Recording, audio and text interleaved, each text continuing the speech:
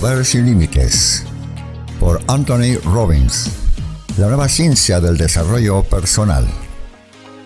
3. El poder de nuestro estado. Es la mente la que hace el bien o el mal, la que hace mísero o feliz, rico o pobre. Edmund Spencer. ¿Ha tenido usted nunca la experiencia de estar en racha?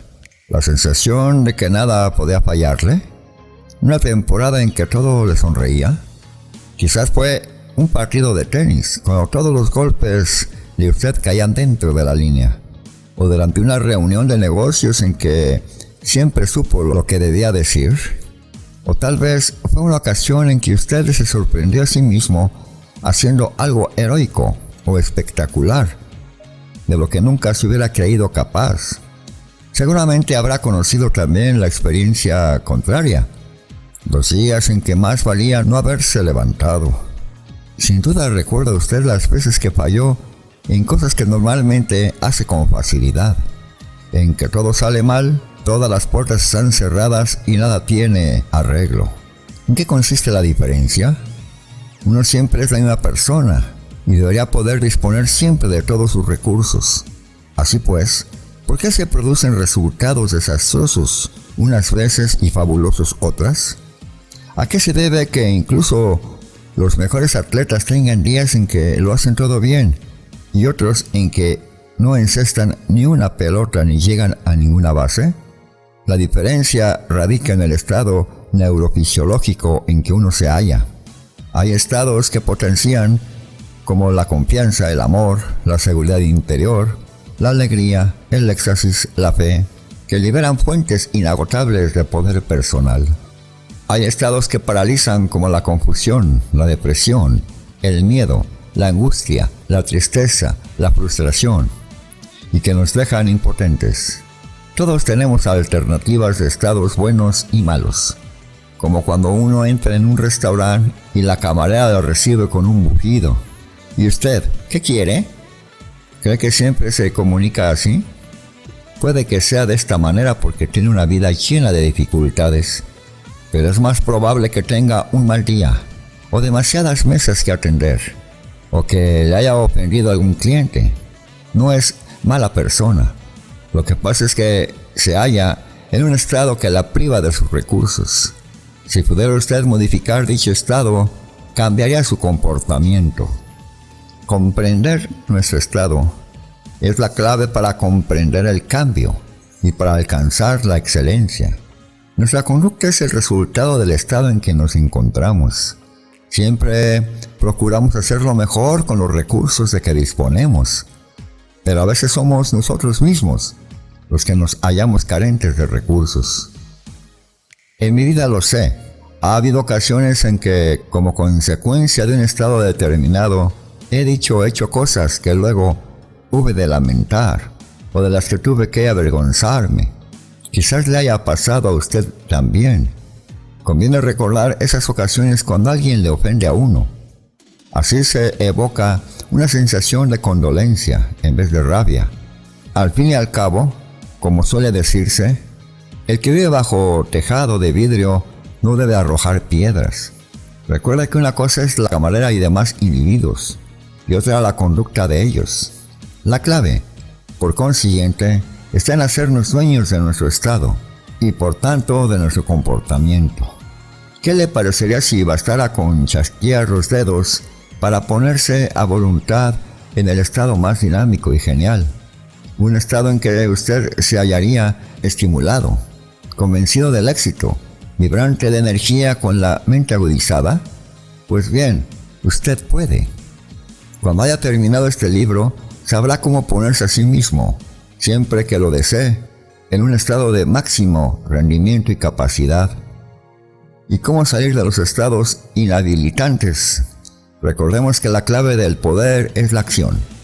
Mi objetivo consiste en participarle a usted cómo se utilizan los estados que llevan a la acción decisiva, congruente, responsable. En este capítulo veremos lo que son los estados y cómo funcionan, y sabremos por qué es posible controlarlos de manera que vayan a nuestro favor. Un estado puede definirse como la suma de los millones de procesos neurológicos que se producen en nuestro interior, o en otras palabras, la suma total de nuestra experiencia en cualquier momento dado. Muchos de nuestros estados ocurren sin ser dirigidos conscientemente por nosotros.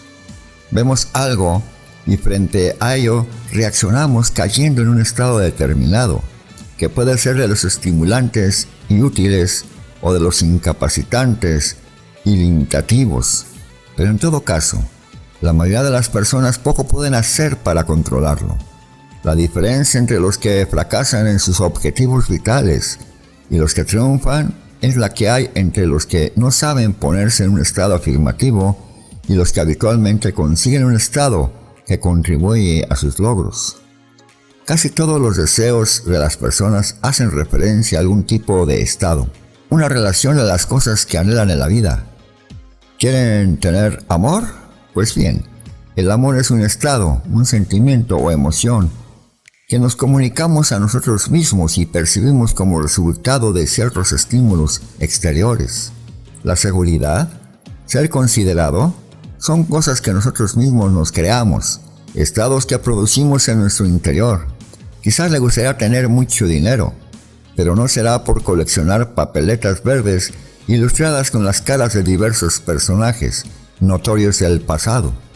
Lo que usted quiere es lo que el dinero representa para usted. El amor, la seguridad, la libertad o cualquier otro estado de los que, a su parecer, el dinero puede proporcionar.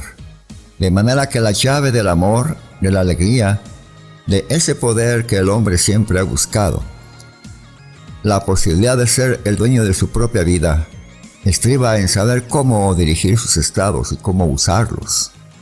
La primera clave para dirigir su estado y producir los resultados que desea es aprender a dirigir eficazmente su cerebro. A este fin, necesitamos entender un poco mejor cómo funciona. Ante todo, es preciso saber cómo se crean los estados. Desde hace siglos, al hombre le han fascinado los medios capaces de alterar sus estados y, por consiguiente, su experiencia de la vida. Ha ensayado el ayuno, las drogas, las ceremonias rituales, la música, la actividad sexual, determinados alimentos, la hipnosis y la oración. Todas estas cosas tienen su utilidad y sus limitaciones. Ahora, sin embargo, entrará usted en procedimientos mucho más sencillos e igualmente poderosos, e incluso más rápidos y precisos en muchos casos. Si todo comportamiento es consecuencia del estado en que nos hallamos, no produciremos las mismas comunicaciones y conductas desde un estado que libere todos nuestros recursos que desde un estado de impotencia. Entonces la pregunta siguiente es, ¿quién crea el estado en que nos hallamos? En él mismo podemos distinguir dos componentes principales. El primero, nuestras representaciones internas. El segundo, nuestras condiciones fisiológicas y el empleo que hagamos de ellas. Es el cómo y el por qué. Se representa, uno, las cosas. Además del cómo y el qué, se dice uno a sí mismo ante una situación dada, creando el estado en que se encuentra y, por lo tanto, los tipos de comportamiento que produce. Por ejemplo, ¿cómo trata usted a su esposa, o esposo, o amante, cuando ella o él vuelven a casa mucho más tarde de lo que prometieron?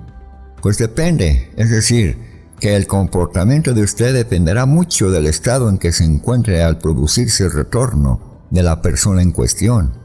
Y dicho estado a su vez dependerá de las cosas que usted se haya representado en su mente, por lo que toca al motivo de la ausencia. Si durante horas ha imaginado a la persona amada víctima de un accidente, cubierta de sangre, muerta o ingresada en un hospital, cuando la vea aparecer por la puerta la recibirá con lágrimas y con un suspiro de alivio, o con un gran abrazo y le preguntará por los motivos de la tardanza. Tal comportamiento será consecuencia de un estado de preocupación. En cambio, si usted imaginó que el ser amado estaba corriendo una aventura furtiva, o si pasó el rato diciéndose una y otra vez que la tardanza es una muestra del poco aprecio que esa persona siente por los sentimientos o por el tiempo de usted. Cuando él o ella se hagan presentes, recibirá una acogida muy distinta de la que he descrito antes, pero que asimismo será consecuencia de otro estado. Al encontrarle celoso o resentido, aparecerá una gama de comportamiento diferente. La siguiente pregunta obvia es: ¿por qué razón unos individuos se representan las cosas desde un estado de preocupación, mientras otros se plantean representaciones internas que les sumergen en la desconfianza o en el enfado? Son muchos los factores que intervienen en ello. Es posible que hayamos modelado nuestras reacciones a imitar de nuestros padres u otros prototipos, observados en experiencias similares. Por ejemplo, si cuando usted era niño su madre se angustiaba siempre que su padre volvía tarde a casa, quizás tienda a representarle las cosas de una manera similar y a caer en estado de aprehensión. Pero si su madre solía quejarse de que su padre era una calavera en quien no se podía confiar, quizás haya modelado usted ese patrón de conducta. De esta manera nuestras creencias y actitudes, nuestros valores y nuestras experiencias pasadas con una persona determinada afectan al tipo de representación que nos hagamos acerca del comportamiento de la misma. En cuanto a nuestra manera de percibir y representar el mundo, hay otro factor todavía más importante y poderoso que son las condiciones de nuestra fisiología y los hábitos de uso de ella. Aspectos como la tensión muscular, lo que comemos, cómo respiramos, nuestra postura, la eficacia general de nuestro funcionamiento bioquímico influyen grandemente sobre nuestro estado. Las representaciones internas y la fisiología se unen en un bucle de control cibernético. Todo lo que afecte a lo uno afectará infaliblemente a lo otro. Por tanto, cambiar los estados implica modificar las representaciones internas y también modificar la fisiología. Si el organismo de uno está esperando encontrar en casa a su amante, cónyuge, hijo, se encuentra en pleno dominio de sus recursos, probablemente el sujeto considerará que la naturaleza se debe a un embotellamiento de la circulación o haberse entretenido en algún asunto. En cambio, si por otros motivos uno se halla en condiciones fisiológicas de gran tensión muscular o de suma fatiga, o si padeciera dolores en un nivel bajo de azúcar en la sangre, tendería a representarse las cosas en el sentido de acentuar sus impresiones negativas. ¿No es verdad que cuando usted se encuentra físicamente boyante y fuerte, percibe el mundo de otra manera que cuando está cansado o enfermo? Las condiciones fisiológicas cambian verdaderamente el mundo y por lo tanto, cómo lo experimenta. Cuando usted percibe una cosa como difícil o molesta, ¿no es verdad que el cuerpo reacciona en consonancia poniéndose tenso? Así esos dos factores, la representación interna y la fisiológica, se influyen siempre mutuamente para crear un estado en que nos hallamos. Y dicho estado determina la clase de comportamiento que producimos, de donde se deduce que para controlar y dirigir nuestra conducta debemos controlar y dirigir nuestros estados. Y que para conseguir eso hemos de controlar y dirigir conscientemente nuestras representaciones internas y nuestra fisiología. Imagine usted lo que supondría el ser capaz de controlar al 100% su propio estado en cualquier momento y circunstancia. Antes de poder dirigir nuestras experiencias de la vida, hemos de comprender cómo se forman esas experiencias.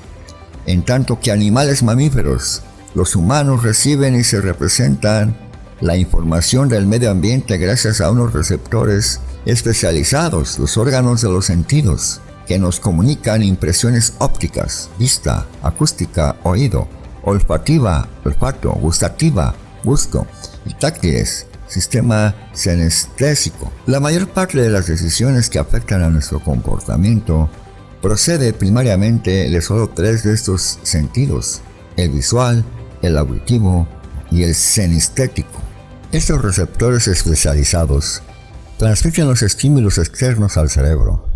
A través del proceso de generalización, distorsión y supresión, filtra esas señales eléctricas y las transforma en una representación interna. De este modo, la representación interna, la experiencia que tiene uno de un acontecimiento, no es exactamente el suceso en sí, sino una reelaboración interior y personalizada. La mente consciente de un individuo no puede utilizar todas las señales que recibe. Es probable que nos volviéramos locos si tuviéramos que atender conscientemente a los miles de estímulos que recibimos en todo momento, desde la sensación del pulso en el dedo meñique de la mano izquierda hasta la más tenue vibración que incide en nuestro oído. Por ello, el cerebro filtra la información y selecciona solo la que necesita o la que espera necesitar para uso futuro, dejando que la mente consciente del individuo ignore todo lo demás. Este proceso de filtrado explica la inmensa variedad de la percepción humana. Dos personas que hayan visto el mismo accidente de circulación tal vez lo cuenten de maneras muy distintas. La una quizá prestó más atención a lo que vio, la otra a lo que oyó. Lo contemplaban desde ángulos diferentes y, para empezar, en un individuo y en otro, los procesos de la percepción se apoyan en fisiologías distintas. El uno quizás tenga una agudeza visual excelente, mientras que el otro se halla en un estado físico deplorable. Puede también una de estas personas haya sido víctima de un accidente ella misma, por lo que tendrá ya registrada una percepción anterior muy nítida. Sea como fuese, las representaciones que se hacen del mismo acontecimiento, esos dos testigos pueden ser muy diferentes. Además, esas percepciones y esas representaciones internas distintas se almacenan a su vez y continuarán nuevos filtros que ayudarán a configurar las experiencias futuras. En la PNL se utiliza un concepto importante. El mapa no es el territorio. Como ha observado Alfred Korsky en Ciencia y Salud Mental, hay que recordar esa característica importante del mapa. Un mapa no es el territorio que representa, pero si es correcto, su estructura será similar a la del territorio y esa es la razón de su utilidad. En relación con la persona, eso significa que sus representaciones internas no solo la reproducción exacta de un acontecimiento, sino una interpretación filtrada a través de creencias individuales, actitudes, valores y una cosa que se llama metaprogramas. Tal vez se refería a esto Einstein cuando dijo: quien pretenda erigirse como juez en el terreno de la verdad y del conocimiento, naufragará bajo la risa de los dioses. Puesto que no sabemos lo que son las cosas en realidad, sino solo cómo nos las representamos a nosotros mismos, ¿por qué no representárnosla de manera que aumente las posibilidades nuestras y de otros, en vez de crear limitaciones? La clave para conseguirlo con éxito es la gestión de la memoria, la formación de representaciones que habitualmente crean los estados de mayor potenciación para el individuo. Toda experiencia ofrece varios aspectos que enfocar. Hasta el individuo más triunfante puede empezar a plantearse lo que no va bien y crear un estado de depresión, de frustración o de ira, pero también puede optar por enfocar todo lo que le sale a pedir de boca. Por terrible que sea una situación, siempre cabe la posibilidad de representársela de manera que potencie los propios recursos. Los triunfadores son quienes más habitualmente acceden a sus estados más fecundos y descollantes. ¿Cuál otra podría ser sino la diferencia entre los que triunfan y los que no? Recordemos de nuevo a W. Mitchell. Para él lo importante no fue lo que ocurrió, sino cómo se representó lo que ocurrió, pese a haberse terriblemente quemado y luego paralítico. Supo hallar la manera de recobrar la plena posesión de sus recursos. No olvidemos que no existe nada inherentemente malo o bueno. El valor está en la representación que nosotros nos formamos. Podemos representarnos las cosas de tal manera que caigamos en un estado positivo, y también podemos hacer lo contrario. Deténgase un instante a recordar algún momento de su vida en que estaba usted cargado de energía y dueño de sus facultades. Eso es lo que hacemos cuando pasamos el lecho de carbones encendidos. Si ahora yo le pidiera que dejase el libro y caminara sobre un foso lleno de brasas, no creo que fuese corriendo a hacerlo. ¿A usted no le parece que eso sea posible en su caso? Y muy posiblemente no dispone de ninguna sensación de aptitud u otro estado de poder relacionado con semejante actividad. Por lo tanto, no basta con que yo se lo diga para ponerle en el estado que le capacitará a usted para ejecutar esa acción.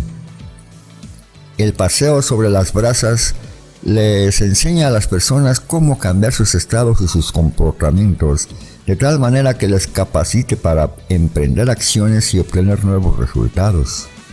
Pese a sus temores o cualquiera otros factores limitativos, las personas que pasan la hoguera no dejan ser las mismas que eran cuando entraron por la puerta, convencidas de que al menos para ellas caminar sobre brasas era algo imposible. Pero en el ínterin han aprendido a modificar su filosofía y a cambiar sus representaciones internas acerca de lo que son capaces de hacer o no. De modo que el andar sobre brasas, que al principio era una cosa terrorífica, se convierte en algo que saben factible para ellas. Han aprendido a ponerse en estado de pleno dominio de sus recursos, y desde dicho estado pueden producir acciones y resultados que antes hubieran creído fuera de su alcance. El paseo sobre las brasas ayuda a que la gente se forme una nueva representación interna de lo posible. Sí, aquello que parecía tan imposible no era más que una limitación mental. ¿Qué otras imposibilidades serán factibles también? Una cosa es hablar del poder del Estado y otra experimentarlo directamente. Esa es la función del paseo sobre las brasas, suministrar un modelo nuevo de creencias y posibilidades, y crear en las personas una nueva sensación interna o estado asociado de manera que funcionen mejor en su vida y puedan hacer cosas que jamás hubieran considerado posibles antes. Les demuestra claramente que su comportamiento es el resultado del estado en que se hallan, ya que en un momento y mediante un pequeño número de modificaciones en la manera de representarse la experiencia a sí mismos, les confiere tal seguridad que se deciden a actuar eficazmente. Evidentemente hay muchos caminos para conseguirlo, solo que al pasar sobre los carbones encendidos es tan espectacular y emocionante que sus protagonistas raramente van a olvidarlo. Resulta pues que la clave para obtener los resultados que uno desea consiste en representarse las cosas de manera que uno se sitúe en un estado de plenitud tal que, plenamente dueño de sus recursos, pueda asumir acciones de la especie y calidad que se necesitan para alcanzar aquellos resultados. De no hacerlo así, por lo general uno ni siquiera llega a iniciar el intento, o como mucho lo realizará a medias y con escasas convicciones. Los resultados estarán en proporción con el esfuerzo. Yo le digo a usted, vamos a caminar sobre las brasas. Los estímulos que le ofrezco, tanto con mis palabras como con mi actitud corporal, pasarán al cerebro de usted, donde se forma una representación. Puede que imagine usted a unos salvajes con anillos en las narices tomando parte de algún rito espantoso, o a reos quemados en la hoguera. En esas condiciones su estado no será muy favorable. Peor sería su disposición si se imaginase a sí mismo con horribles quemaduras en pies y piernas. En cambio, si usted imaginase a un grupo que toca palmas y baila, y se lo pasa muy bien, si se representase una escena de alegría y euforia totales, se hallaría en un estado muy diferente. Si se representase entonces a sí mismo en el acto de avanzar lleno de fuerza y júbilo, y se dijera sí, decididamente puedo hacerlo, desplazándose en actitud de total autoconfianza, entonces todas esas señales neurológicas le pondrían en un estado bajo el cual probablemente asumiría la acción y pasaría por encima de las brasas. Pues ocurre lo mismo con todas las cosas de la vida. Si nos representamos a nosotros mismos con las cosas que no van a salir bien, no salen bien. Si nos formamos la representación de que irán a pedir de boca, entonces creamos los recursos internos que necesitamos para producir el estado que, a su vez, nos capacita para obtener resultados positivos. La diferencia entre un Ted Turner, un Lee Iacocca, un W. Mitchell y el común de las personas es que ellos se representan el mundo como el lugar donde pueden conseguir cualquier cosa que se propongan sinceramente.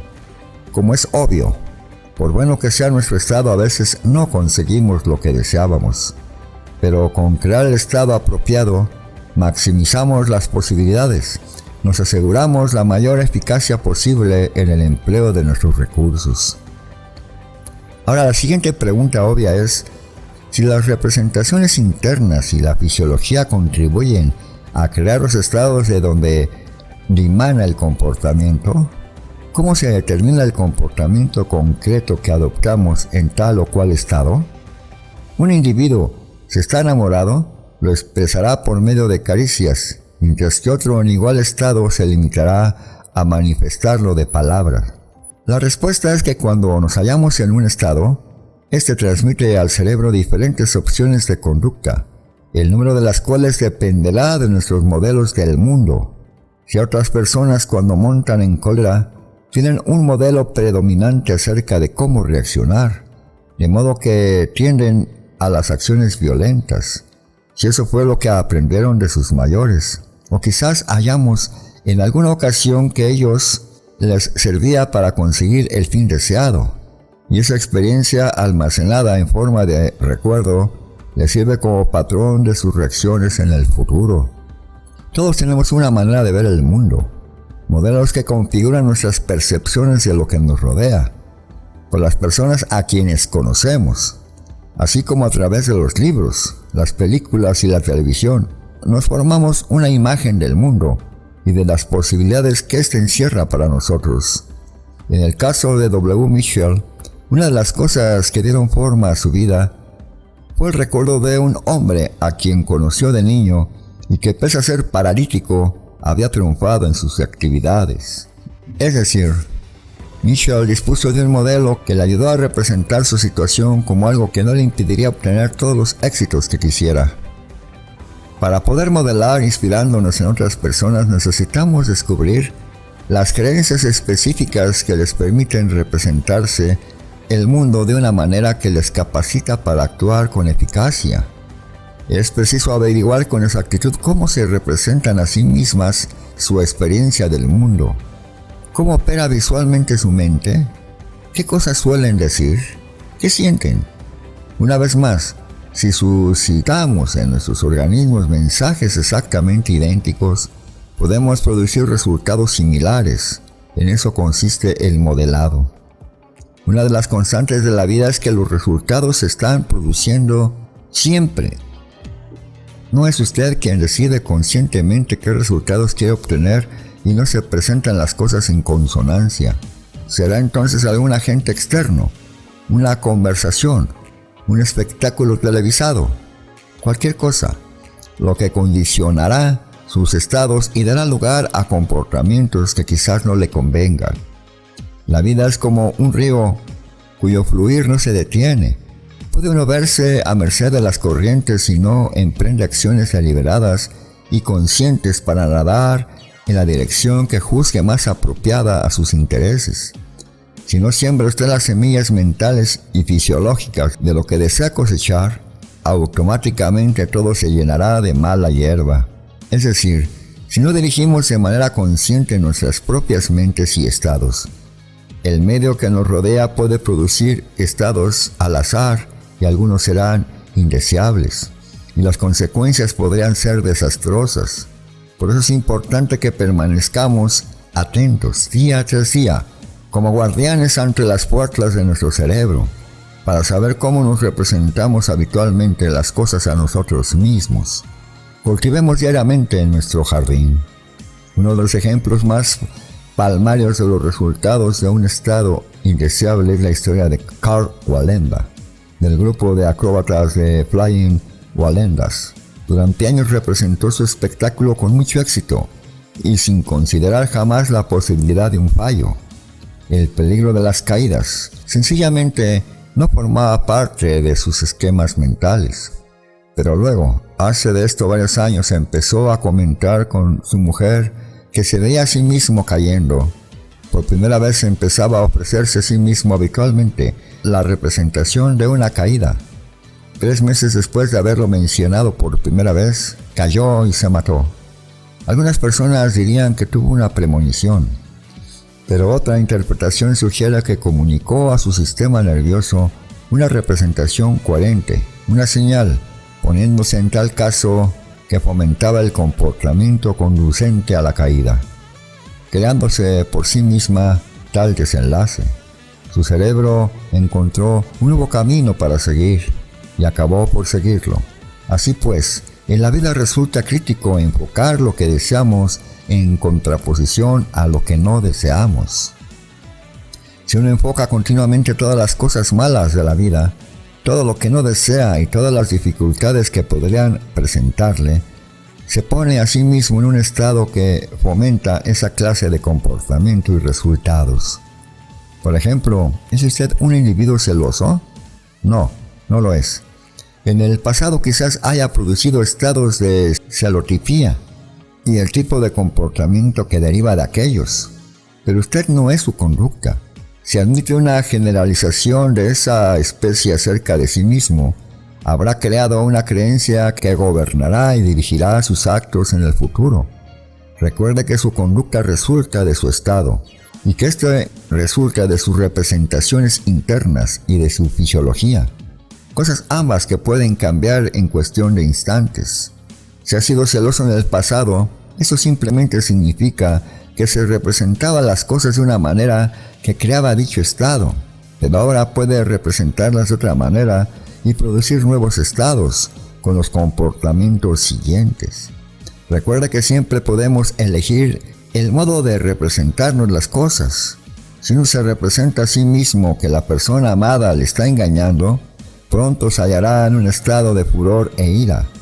Tengamos en cuenta que ello ocurre incluso sin tener pruebas de que sea cierto, pero uno lo experimenta corporalmente como si lo fuese.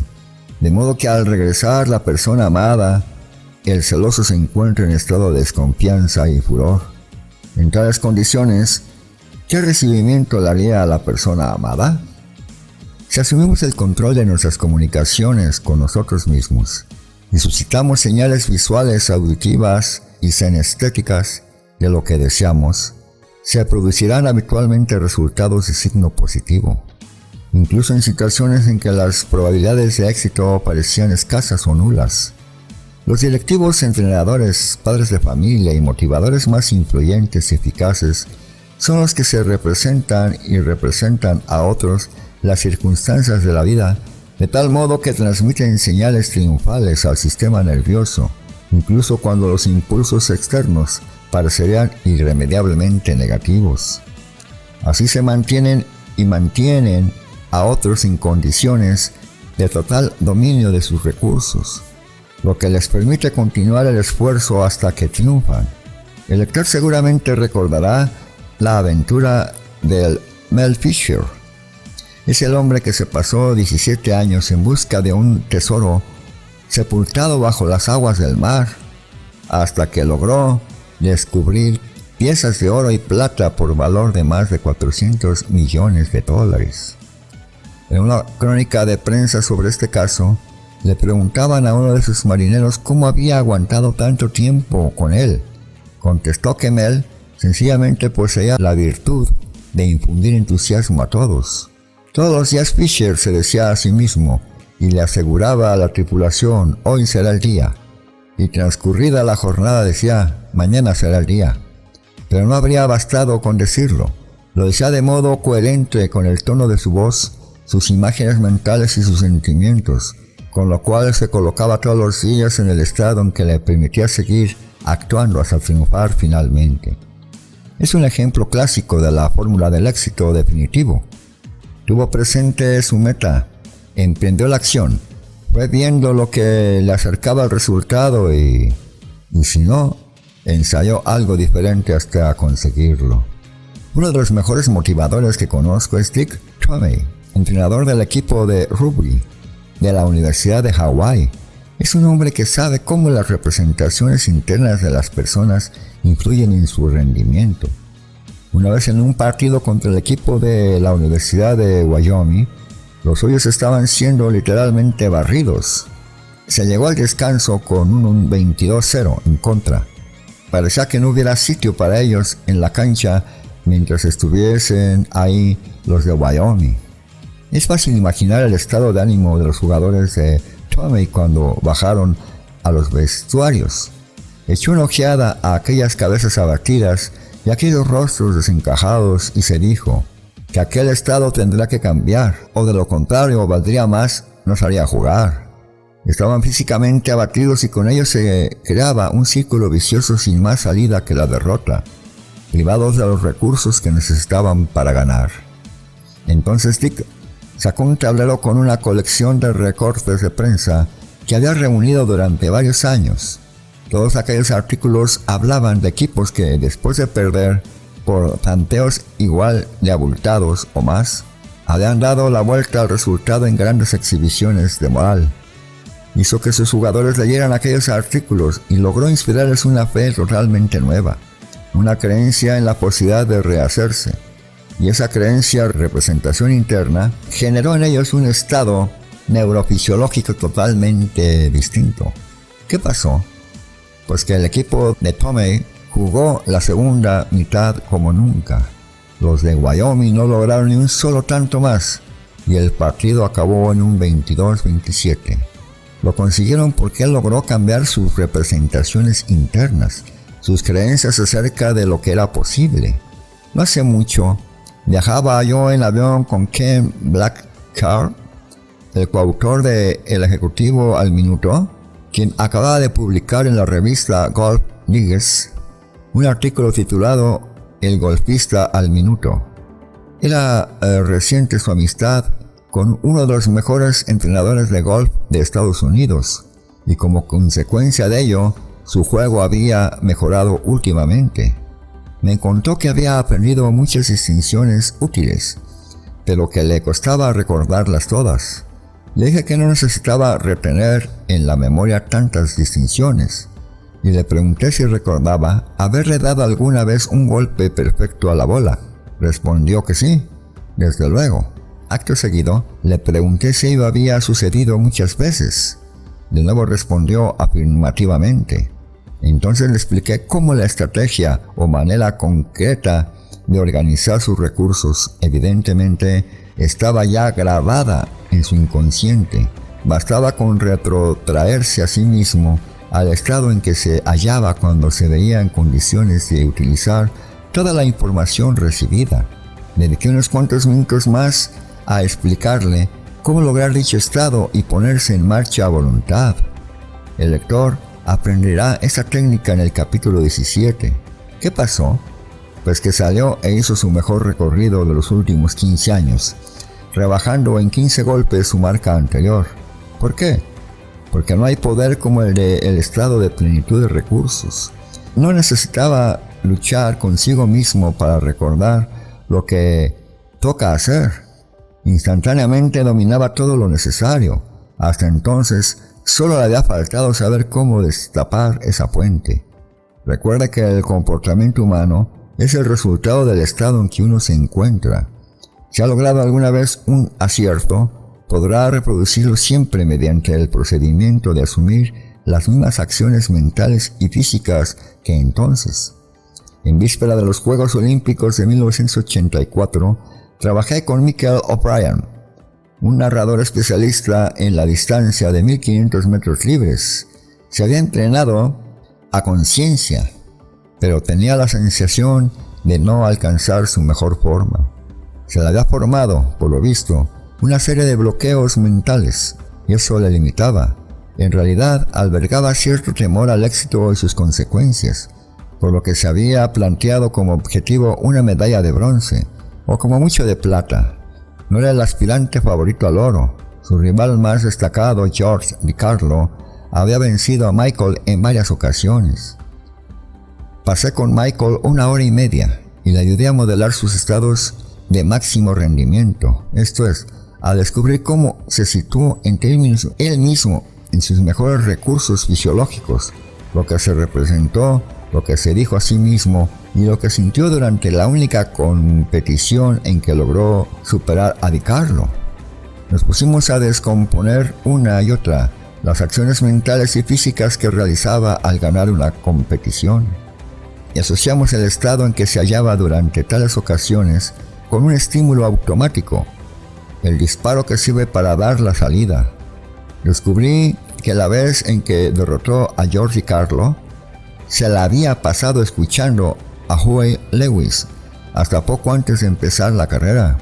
Así pues, el día de la final olímpica lo hizo todo igual. Repitió las mismas acciones de la vez que había ganado, e incluso escuchó la grabación de Huey Lewis momentos antes y ganó a George Di Carlo, logrando la medalla de oro con una diferencia superior a 6 segundos. ¿Ha visto usted la película de Killing Field? ¿Los gritos del silencio? Había en ella una escena terrible que no olvidaré nunca. Tratábase de un chico de 12 o 13 años en medio de un caos horrible y de los desastres de la guerra camboyana. En un momento dado, rabioso de frustración, agarra una ametralladora y abate a una persona. ¿Cómo es posible, se pregunta uno, que un niño de 12 años sea capaz de hacer una cosa así?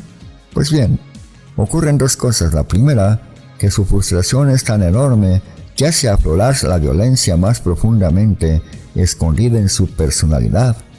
La segunda, que vive en una cultura tan empapada de guerra y destrucción que hacerse con una ametralladora parece una acción perfectamente ilícita. Ha visto cómo lo hacían otros, y él lo hace también. Es una escena tremendamente negativa. Yo procuro concentrarme en otros estados más positivos, pero es un resumen contundente de cómo un estado determinado, bueno o malo, nos lleva a hacer cosas que desde cualquier otro estado quedarían fuera de nuestro alcance. Quiero repetir esto una y otra vez hasta que el lector se sature de ello. El tipo de comportamiento que las personas producen es consecuencia del estado en que se hallan. Lo que hagan concretamente partiendo de dicho estado depende de sus modelos del mundo. Esto es, de las estrategias neurológicas impresas en ellas. A mí no me la ha dado conseguir que Michael O'Brien ganase el oro olímpico. Era él quien había trabajado durante la mayor parte de su vida para adquirir las estrategias, las reacciones musculares y todo lo demás. Lo que sí estaba en mi alcance era detectar de qué manera apelaba él a sus recursos más eficaces, a sus estrategias de triunfo, para conseguir que esto aflorase a voluntad y en el momento clave en que le hiciese falta.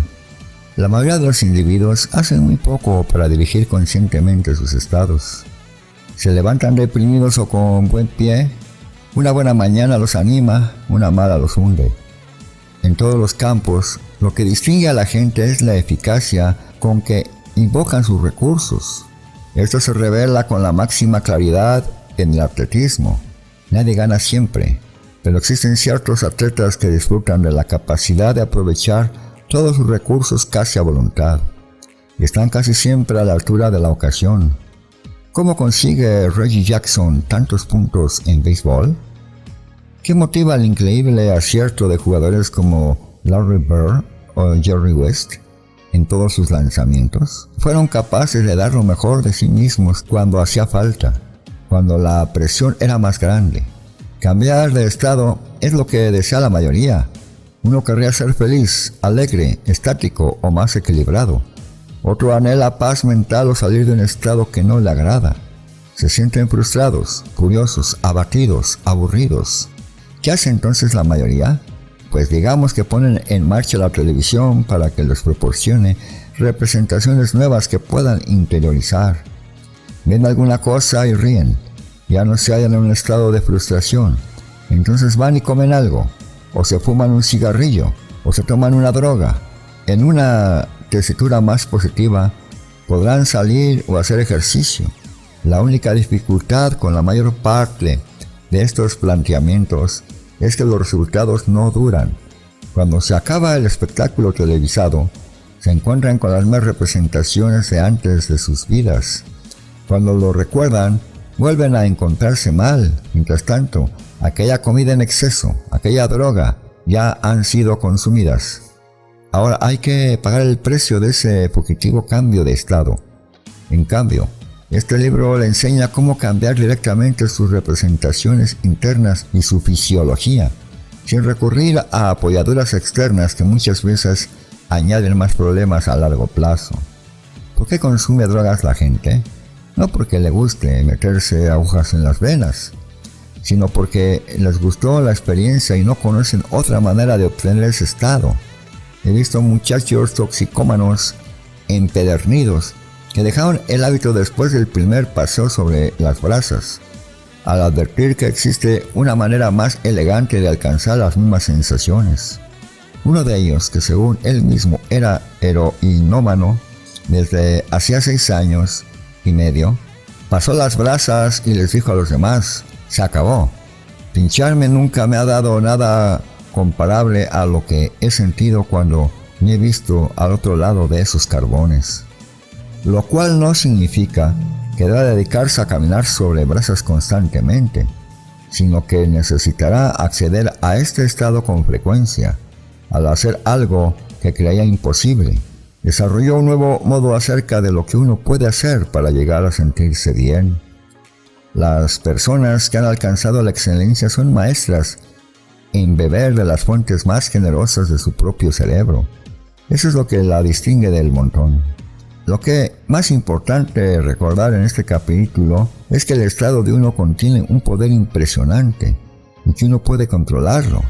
No es forzoso vivir entregado al azar de los acontecimientos. Hay un actor que determina de antemano el modo de representarnos nuestra experiencia en la vida. Un factor que filtra nuestra manera de representarnos el mundo. Ese factor determina qué clase de estados creamos habitualmente en ciertas situaciones. Ha sido llamado a menudo el poder más grande que existe. Pasemos a investigar a continuación el poder mágico de